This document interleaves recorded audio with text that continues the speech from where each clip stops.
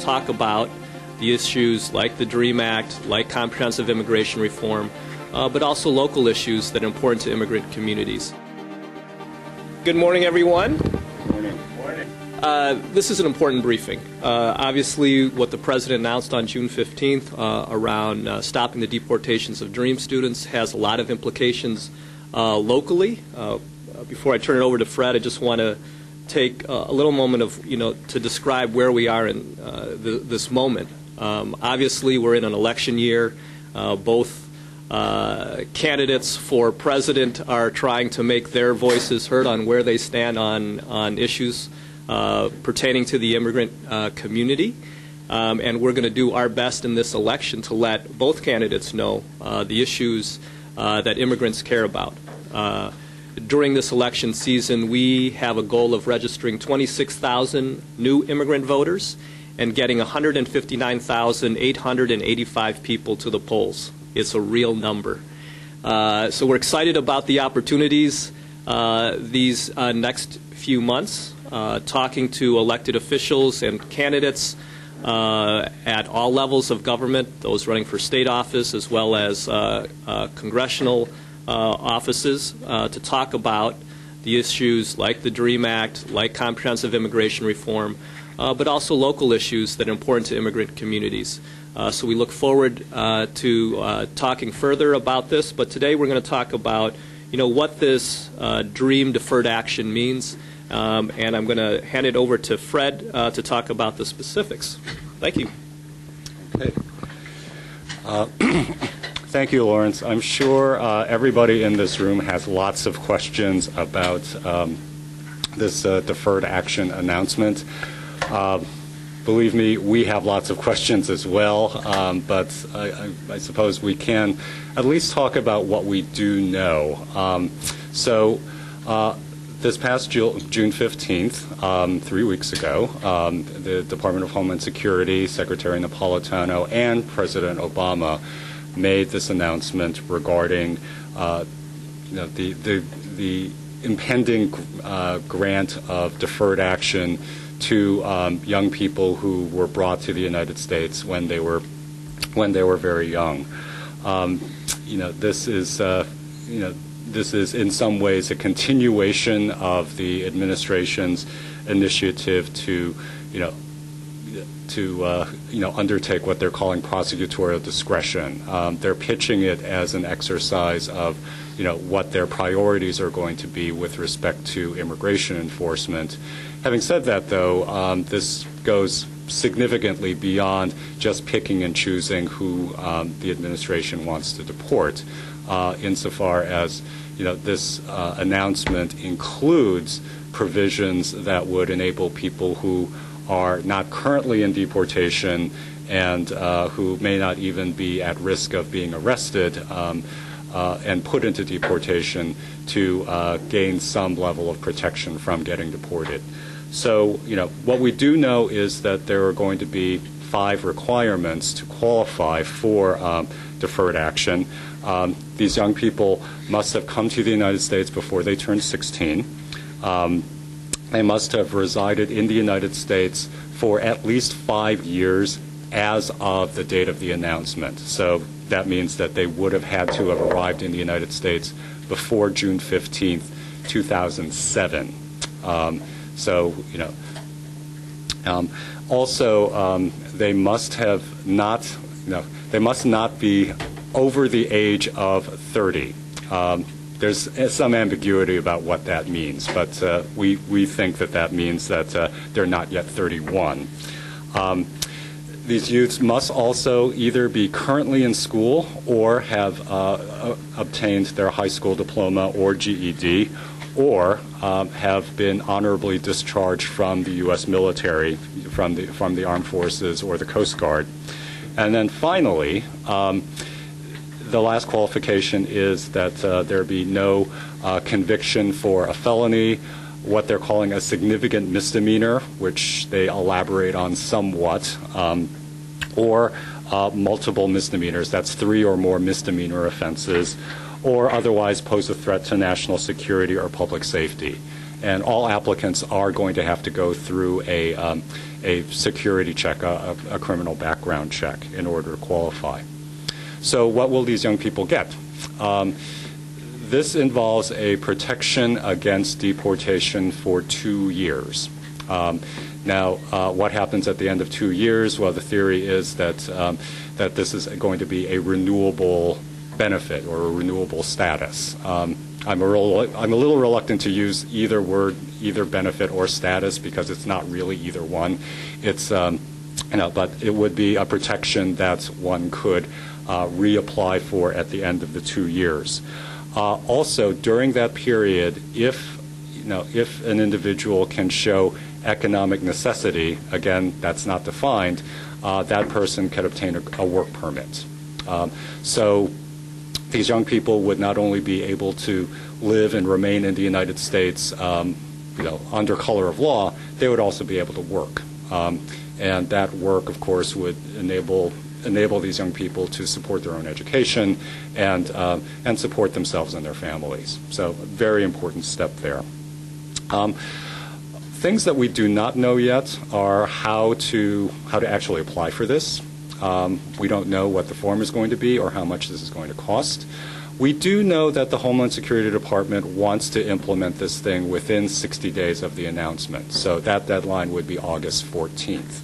So they are expecting to open up the application process for people who are not yet in deportation by August 14th. And I believe my colleagues here will be talking about our plans for that day or the days surrounding that. A couple of things I should add just to clarify. One is that I've been talking mostly about people who are not yet in deportation process.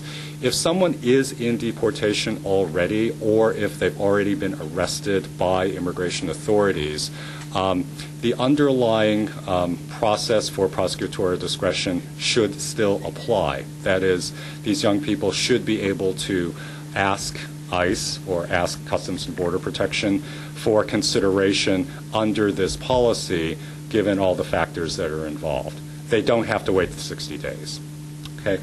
The other is that because the general application process is not yet up and running, it's going to be very important to for people in the community to know, don't apply yet. Okay. Anybody who holds themselves out as being able to help out with this process, hey, anybody who's advertising, hey, I can get you a work permit based on this new policy, they're trying to rip you off. Okay, so don't believe the scammers. They're only trying to benefit themselves. They're certainly not trying to benefit you. Okay, so again, I'm sure that there are lots of questions remaining, but I'll stop there and we'll take questions toward the end. Thank you. Thanks, Fred. So now I'd like. Oops. I got it. All right. I'd like to ask two dreamers that are involved with the Immigrant Youth Justice League to talk about what this means for DREAM students. I don't know if Alad or Alad, why don't you start since you're right here? Sorry. No problem. My name is Alad Mukahal. I'm with the Immigrant Youth Justice League. I'm currently in deportation proceedings, but because I'm in deportation proceedings, I was able to get a work permit and work at the Illinois Coalition. Last year, a memo passed similar to this for prosecutorial discretion that said low priority immigrants will not be deported, and less than 2% of those cases who qualified actually received prosecutorial discretion. So something that was supposed to already have protected myself and my family hasn't worked. What's great about this memo, what's different about this one, is that it's coming from DHS, it's coming from President Obama. So while it does offer protection for myself, it still does nothing for my parents. The underlying issue here is that families are still being separated.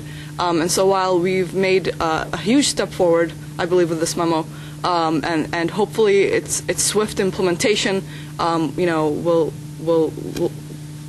be done, and hopefully, people who are in deportation like myself, this is something that will apply to them. And if you are in deportation, according to this memo, you reach out, you can contact ICE. ICE is supposed to lift that deportation and grant you deferred action.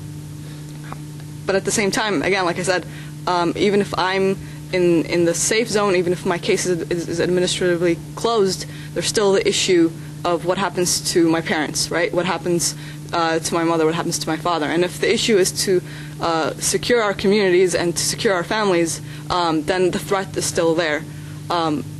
And so from my perspective, this is definitely a huge step forward for those who are in deportation. Hopefully this, this will be implemented. ICE will follow through. If ICE decides to follow through, though we've seen from previous memos they haven't necessarily done that.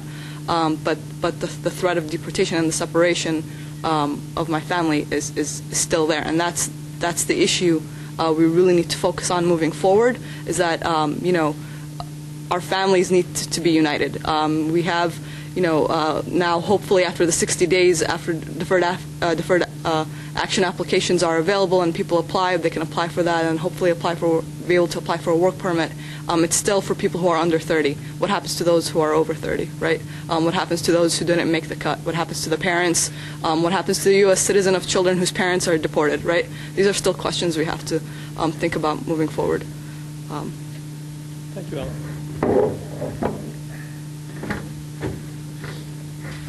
So my name's Yaxal. I'm an undocumented student.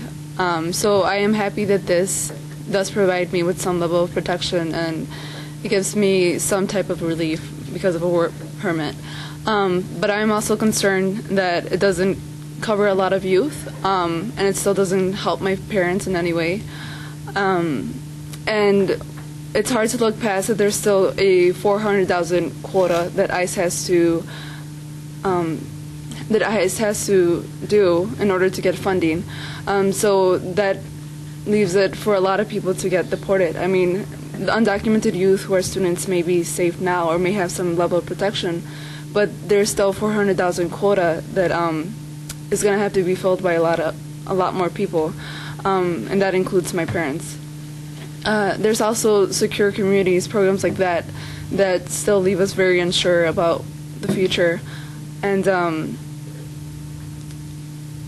now, even as an organizer, we see that this memo is not completely keeping Dreamers safe. We still hear about dream cases that should be already protected, and we're still hearing that people who should have already been let out of detention centers are still being affected. So we're just concerned that the memo is not being taken as seriously as we would like it to, and it's still a memo, so ICE still has the ability to do it to their discretion. It's not an executive order, so that worries me on a personal level as an organizer. But yeah, so I think that we still have a lot to do. We still have a lot to fight for. We still have to secure our communities a lot more. Our undocumented youth are still being affected because not everybody qualifies under this memo, and our families don't. So there's still a lot of work to do.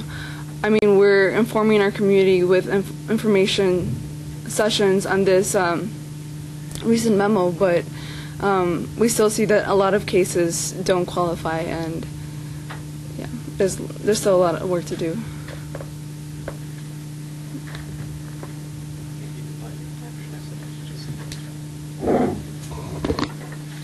I'd like now to introduce Cindy Augustine, who's going to talk about the organizing and the work moving forward. As both our DREAM students talked about, this work of how we got here would not have been possible without DREAM students speaking in the first person, without the organizing efforts of organizations like ours and organizations around the country that were willing to push this president who said, he didn't have the power to do this, and we said, yes, you can. And yes, he did. And so, but our work isn't over. We're going to continue to push for comprehensive immigration reform and for legislation like the DREAM Act because we know this is a temporary protection, and there are parents and families still being separated, and we're going to continue to push. So I invite Cindy Augustine to talk more about the work moving forward.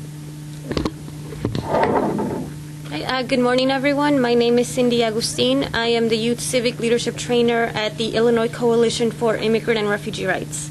I will share with you 3 things about our organizing strategy and moving forward after the Obama memo announcement on June 15th. Number 1, the Illinois Coalition for Immigrant and Refugee Rights has been waiting for this very moment, and we've been building the infrastructure for this over the last 7 years. Number 2, come to July 14th. That will be our first info session, and I will give more details about this. And number 3, save the date, August 15th. Fred mentioned what August 14th was. August 15th is a day that you should circle in your calendar. Over the last 7 years, the Illinois Coalition for Immigrant and Refugee Rights has been building this infrastructure for this very moment. We have over 138 dues-paying member organizations. We have programs such as the New Americans Initiative, our citizenship program, where we have served over 464,000 residents and assisted over 58,000 legal permanent residents to become U.S. citizens. Through our partnership with the City of Chicago and the Office of New Americans, we have passed a resolution in support of our naturalization program. We have also built partnerships with over 18 universities across the state, including community colleges, universities in the City of Chicago and the suburbs, the City Colleges of Chicago, as well as over more than a dozen high schools across the state, including the Chicago Public Schools. Through the work with our youth, we've trained over 1,000 youth on civic engagement. We have also built a relationship with the state and the governor's office, as well as through our hotline, which we launched last year. We have a network of over 17 attorneys who work very closely with our base through AILA and NIJC. As you can see, over the last 7 years through our programs, we have built this infrastructure, and so we are in a unique position where we can move forward and help undocumented youth and their families to benefit from the Obama memo. Number 2, as I mentioned, come to July 14th. July 14th at Benito Juarez High School at 9:30 a.m. we will have a series of workshops, including info sessions for families in English, Spanish, and Polish. If you are an undocumented youth, come to July 14th and learn about the new Obama memo. If you are a parent and you want to know what the memo is all about, come to July 14th. If you are a teacher and you want to help your students, come to July 14th. An elected official who wants to help their community, join us on July 14th. If you are an attorney, we will have something for you on July 14th. There will be something for everyone on July 14th. This will be the first info session that we will have, the first major info session leading to a series of info sessions between now and August 15th.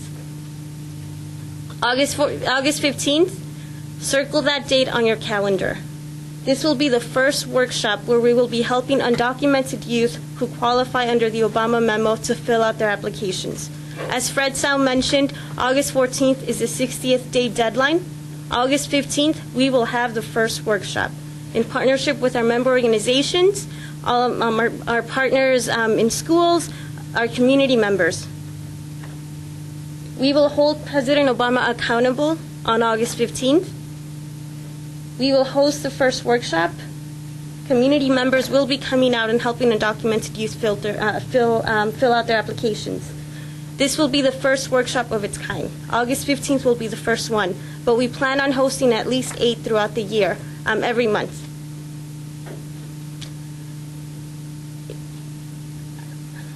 Again, these are just the first steps. We are still trying to figure all of this out as we're moving forward. Things are moving very quickly, but we are putting all of our resources. We are putting our resources into this, working with our member organizations, with our partners, and making sure that those who qualify under this Obama announcement can apply for this. But again, as everyone else has mentioned, we are still moving forward. We are still working to keep our families united. If you have any questions, definitely let us know. Thank you. Buenos días, mi nombre es Cindy Agustín de la Coalición de Illinois Pro Derechos de Inmigrantes y Refugiados. Quisiera hablar un poco sobre el anuncio que el presidente Obama hizo el 15 de junio hace 3 semanas. Es importante de que todas las familias que están en los Estados Unidos tengan en cuenta que todavía no hay proceso para el anuncio que Obama hizo. Que tengan cuidado con los notarios. Notarios no son abogados que pueden ayudar con el proceso. Es importante que las familias sepan que todavía no hay aplicación, así que no vayan a un abogado si les dicen que les pueden ayudar a que les den el permiso para el trabajo o que les pueden cancelar la deportación. Todavía no hay proceso. Tengan cuidado, notarios no son abogados.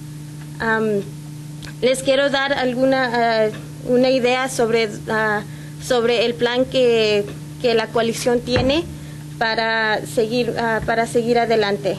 Es importante de que la comunidad sepa de que el 14 de julio, el próximo sábado, nos vamos a juntar en la Escuela Benito Juárez en Pilsen a las 9:30. Vamos a tener la primera sesión de información para familias. Vamos a tener 3 diferentes talleres en inglés, en español y en polaco. Es importante de que los jóvenes vengan para que reciban toda la información. Los padres, si tienen preguntas, vengan el 14 de julio en la Escuela de Benito Juárez. Los maestros, los abogados, los legisladores, si quieren ayudar a los jóvenes indocumentados, el 14 de julio en la Escuela Benito Juárez. Nosotros en la coalición, con nuestras organizaciones de membresía, vamos a tener el primer taller el 15 de agosto. El 14 de agosto cumplen los 60 días desde que el presidente Obama hizo el anuncio, y el 15 de agosto vamos a tener el primer taller. Vamos a ayudar a los jóvenes indocumentados que califican bajo este memo, que llenen las aplicaciones. Vamos a tener abogados que les ayuden a llenar las aplicaciones, y si tienen preguntas, vamos a tener abogados, a nuestros miembros de la comunidad para que les ayuden. Entonces, si quieren más información, vengan a Benito Juárez a las 9:30 de la mañana, el 14 de julio, y el primer taller para llenar la aplicación sería el 15 de agosto. Y otra vez, por favor, tengan cuidado con los notarios públicos y tengan en cuenta que el proceso todavía no está finalizado, así que no llenen ninguna aplicación y no sean víctimas de fraude. If people want more information about what you heard here today, it will be available on our website at dreamrelief.org. You can also get to it through ICR's website, icirr.org. As Lawrence mentioned, I'm the family support organizer here at the Illinois Coalition for Immigrant and Refugee Rights. My name is Carrie Fox. Here to talk to you briefly about a resource that's here for the community, our Deportation Family Support Hotline. As Cindy mentioned, we've had this hotline up since September of last year, and it's a statewide hotline that offers information as well as legal, social service, and ministry referrals to families in deportation crisis. Through this hotline, we have over 43 active, trained volunteers who are ready to answer questions and provide information and referrals. The number is 1-855-HELP-MY-FAMILY. Again, it's 1-855-HELP-MY-FAMILY.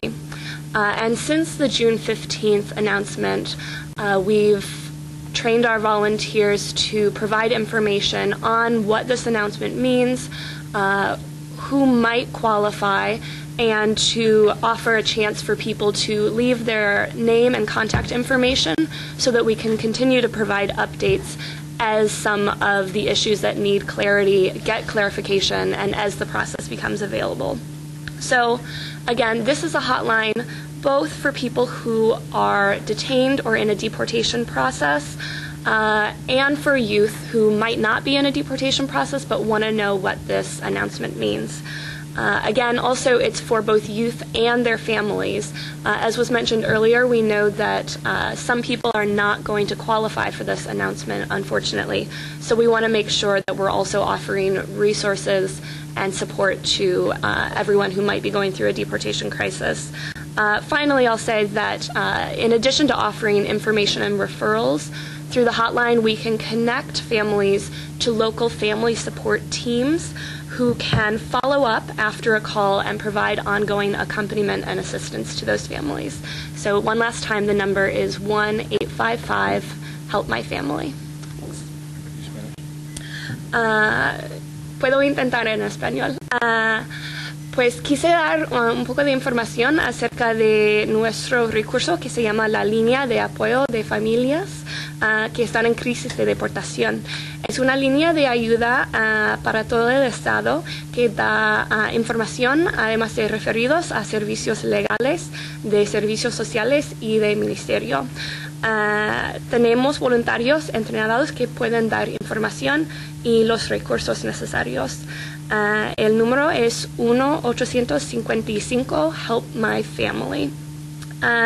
La línea está dispuesta a dar información acerca de este anuncio que Obama hizo el 15 de junio.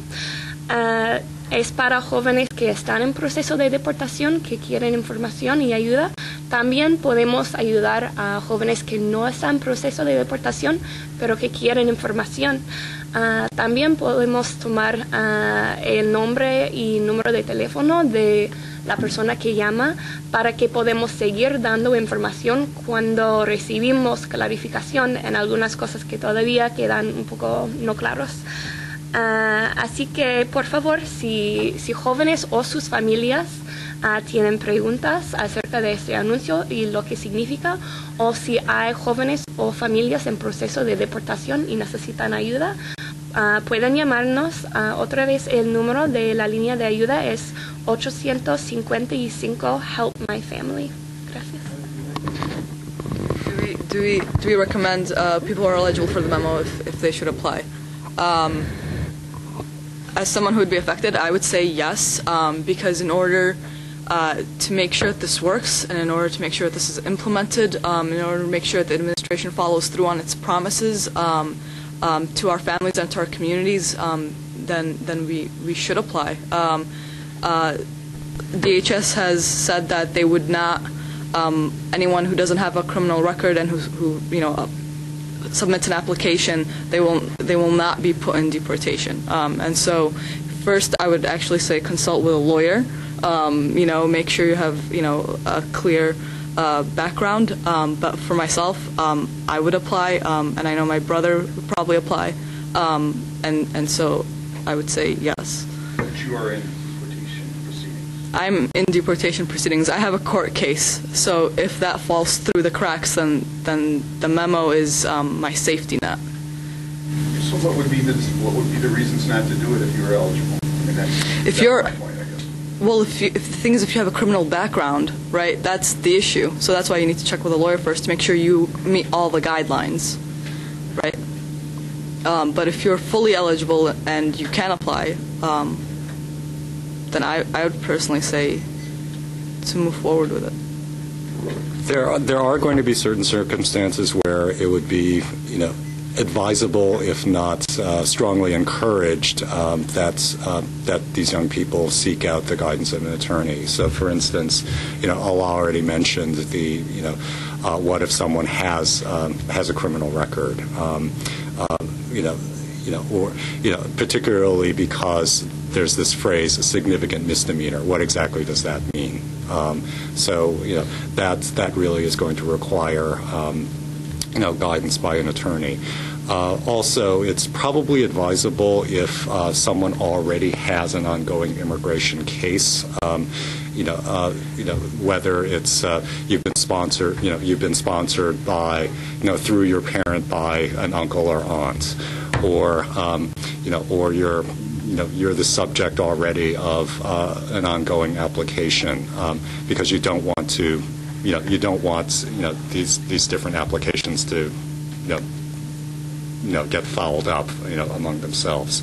So in those cases, it's advisable, if not fairly strongly recommended, to seek out counsel. On the other hand, if someone has a clean criminal record and clearly meets all the other criteria, it should be a fairly straightforward application, and there may be ways to select in these relatively simple cases that are relatively non-controversial. I would also add that the organizations participating with our New Americans Initiative, our citizenship program, are going to be also training and recruiting volunteers to help process these applications. Mm-hmm. So you'll want to look on our website for the nonprofit organizations working in ethnic-specific communities who will be recruiting and training volunteers specifically for this application. One thing I would add is that the advice is don't go it alone. Right? The reason why you're hearing different nuanced answers is because it's different for different people. And that's why we're asking people to come to July 14th and to connect with local organizations and to come to these workshops. Don't go it alone. So that there is help out there. We're here to help. We want to help. Call the hotline. Sign up for the latest updates. There's a lot we don't know, and as we know more, we'll give that information and on a case-by-case basis provide the attention that's needed for what is an enormous life change. Even though they've laid out basic requirements, we still don't know the specifics of what that looks like, and that's what they're going to unfold on August 15th. And when that day comes, we will make sure that we have legal service providers, community organizations, volunteers ready and willing to take these applications. Also, those who haven't, also people who don't have their GED or high school diploma or are in school. This is a good time until the application comes out. This is a good time to go out and get your GED to study, and because that's one of the requirements is to have a GED or a high school diploma or be in school. Just because there's some ambiguity in many of these requirements, that does not mean that young people cannot be starting to compile the documents that they very well could need for this application. So, gathering up school records or medical records or other kinds of financial records or any other proof to establish that presence in the United States, school attendance, academic achievements, age, other, and these other requirements, that young people should already be starting to gather up those documents, and it'd probably be a good idea as well to start gathering up or setting up your own criminal background checks. Doing fingerprints or checking with police authorities regarding one's own criminal record, because that is going to be one of the main determinants.